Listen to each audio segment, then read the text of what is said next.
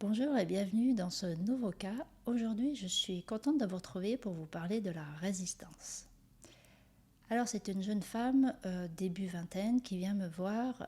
Elle finit son stage dans une étude d'avocat en vue de devenir avocate elle-même. Mais elle vient me voir notamment parce qu'elle a des doutes sur son orientation professionnelle. Elle n'est pas sûre qu'elle a vraiment envie de travailler en tant qu'avocate. Par contre, une des choses qui lui tient vraiment à cœur et dont elle est certaine, c'est que tout ce qui est lié aux enjeux et aux problèmes climatiques, elle a envie d'agir, elle a envie de pouvoir contribuer. Alors sans que je connaisse vraiment le sujet précis de ce qu'elle choisit pour pratiquer la méthode, je la mets en situation. Et là, après 2-3 minutes, elle me confirme en fait qu'il n'y a pas d'évolution, que les sensations corporelles sont au même niveau, à peu près à 7 sur 10, et que ça ne bouge pas.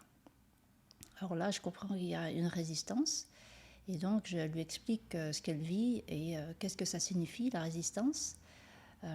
Très souvent, une résistance est soit une histoire qui n'est pas prête à être lâchée, ou soit il y a un bénéfice secondaire, ça veut dire qu'il y a un mécanisme qui s'est mis en place, et très souvent de protection ou pour maintenir un certain confort. Et donc tant qu'il y a ce bénéfice secondaire qui est très important, ça ne va pas lâcher et c'est quasi pas possible en fait de changer une situation donnée.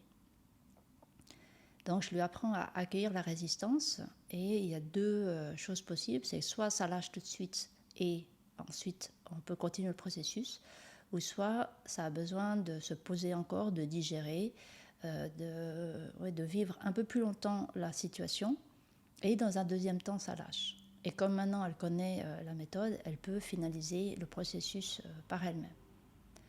Là, dans son cas, on voit qu'il y a une très très forte résistance, ça ne veut pas bouger pour l'instant, donc elle a besoin de continuer de vivre cette situation encore un moment. Et là, je n'ai pas d'informations si c'est un peu ou encore beaucoup.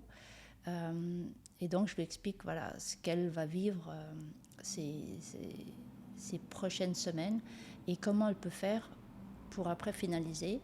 Donc, je lui apprends également à dialoguer avec le corps pour avoir les réponses oui, non, pouvoir se sonder et avoir ses réponses par elle-même. Et quand le corps confirme qu'effectivement c'est prêt à lâcher, ben là, elle pourra finir le processus. Donc, par ce cas, vous pouvez comprendre que jusqu'à présent, même si consciemment, volontairement, vous avez envie de changer quelque chose, vous avez envie de lâcher un sujet douloureux, mais que vous ne compreniez pas pourquoi ça ne lâche pas, là, je pense que vous avez des pistes pour mieux comprendre pourquoi ça s'est vécu de cette manière. Donc voilà pour la résistance. J'espère que ça vous a aidé et intéressé.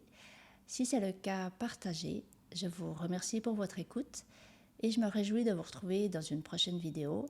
D'ici là, portez-vous bien. Je vous dis au revoir et à bientôt.